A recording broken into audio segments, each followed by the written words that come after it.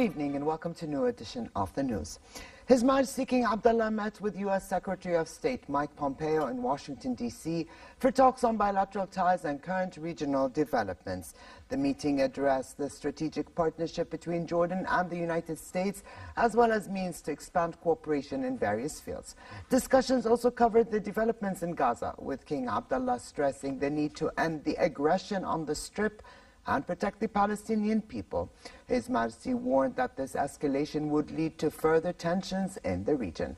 The King reaffirmed the importance of relaunching negotiations between the Palestinians and Israelis based on the two-state solution and leading to the establishment of an independent Palestinian state with East Jerusalem as its capital. The two sides also discussed the Syrian crisis and efforts to reach a political solution, as well as international efforts to fight terrorism within a holistic approach.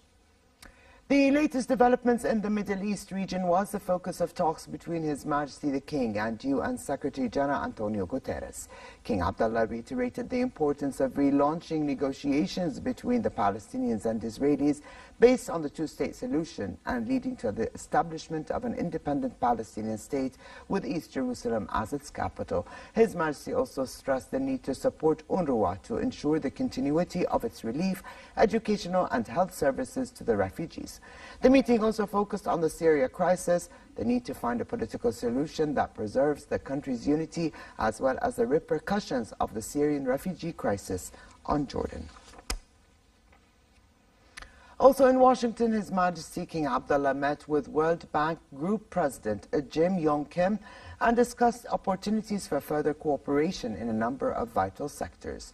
Discussions focused on cooperation in supporting Jordan's development plans to achieve economic growth and create job opportunities for youth by increasing international investments, providing concessional financing, improving the business environment, and enhancing the competitiveness of sectors that bolster economic growth. Kim affirmed that the World Bank Group supports Jordan and will continue to utilize its capabilities to support the kingdom's economy. His Majesty the King will receive in Washington, D.C. in a few hours the 2018 Templeton Prize in recognition of his efforts to promote interfaith harmony, safeguard Islamic and Christian holy sites in Jerusalem, and protect religious freedoms.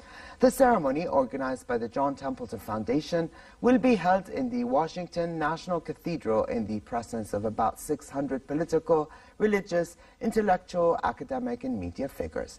King Abdullah is scheduled to deliver a speech after receiving the prize. The ceremony will also include remarks by international, intellectual, and religious figures on His Majesty's active role in spreading the values of tolerance and harmony regionally and internationally. This is the first time the Templeton Prize, established in 1972, is awarded to a head of state, and the second time it recognizes a Muslim figure, which affirms international recognition of His Majesty as a man of peace who works towards security and stability.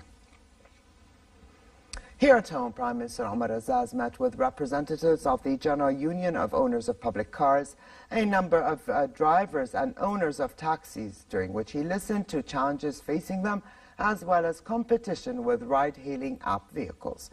Earlier, taxi drivers staged a protest against ride-hailing firms in the kingdom by parking their cars in front of Parliament and stepping out. Razaz said the government was keen to support the continuity of taxi services as well as just competition with ride-hailing app vehicles. As an immediate response to their demands, the Prime Minister instructed the Transport Minister to give a one-week notice to unlicensed ride-hailing vehicles to rectify their status and issue tickets for unlicensed cars.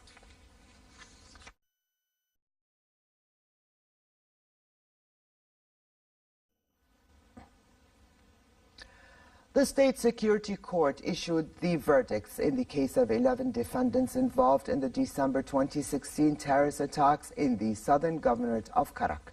In a public session presided over by Judge Colonel Muhammad Afif, the court gave 2 defendants life sentences in prison with hard labor and 3 defendants were sentenced to 15-year prison terms with hard labor, including one who is still at large.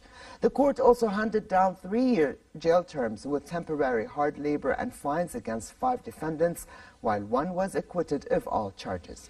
The defendants face charges of plotting to carry out subversive acts, manufacture of explosives, possession of firearms and ammunition, knowingly funding terrorist acts, promoting the ideology of a terror group, and attempting to join terrorist groups, among other charges.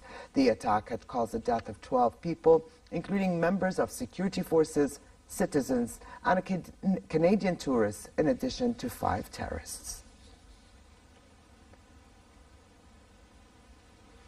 Hamas fighters announced a ceasefire today after a deadly flare-up in violence with Israel raised fears of an all-out war. However, it is not clear if the Egyptian-mediated agreement to halt fire would hold.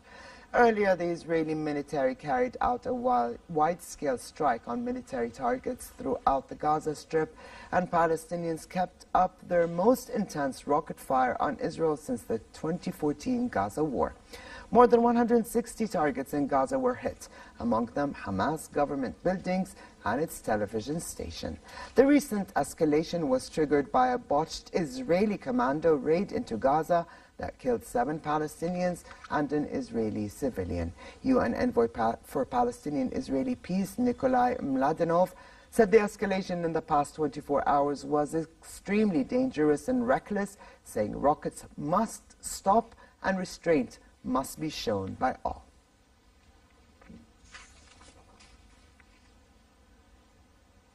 CNN filed a lawsuit against the Trump administration over the revocation of press credentials for White House correspondent Jim Acosta, whose questions and reporting have been a frequent target of criticism by President Donald Trump. Trump erupted into anger last week during a news conference when Acosta questioned him about the so-called migrant caravan traveling through Mexico and about an ongoing investigation into Russian meddling in the 2016 presidential election. The White House suspended Acosta's credentials later that day. I'll tell you what, CNN should be ashamed of itself having you working for them. You are a rude, terrible person. You shouldn't be working for CNN. Go ahead. I think that's unfair. You're a very rude person. Stan Lee, who dreamed up Spider-Man, Iron Man, the Hulk, Black Panther, Captain America, and a cavalcade of other Marvel Comics superheroes, died at the age of 95. As a writer and editor, Lee was key to the ascension of Marvel into a comic book titan in the 60s, when in collaboration with artists, he created superheroes who would enthrall generations of young readers. Lee was also known for his cameo roles in most Marvel films. Millions of fans, as well as actors and directors, took to social media with messages of condolences and tales of how Lee affected their lives and careers. In the end, he wins.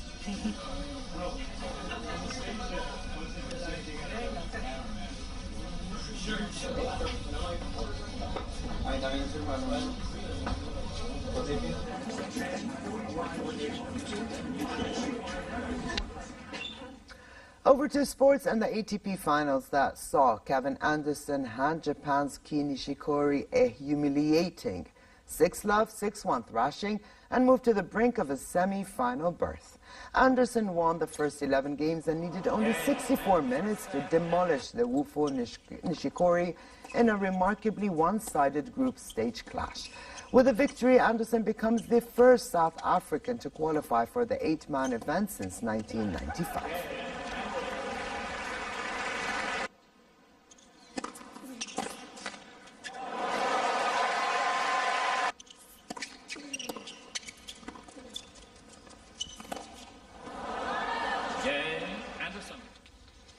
And finally, for a quick look at the weather, unstable conditions continue to affect the kingdom.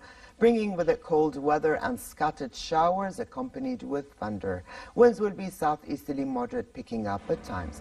Amman tomorrow can expect a high of 16 degrees Celsius and a low of 10.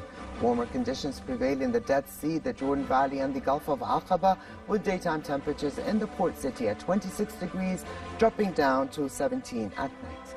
And with this, we come to the end of this edition of the news. I'm Ali Al-Tuqan. Thank you for joining us. Have a good night, and I'll see you tomorrow.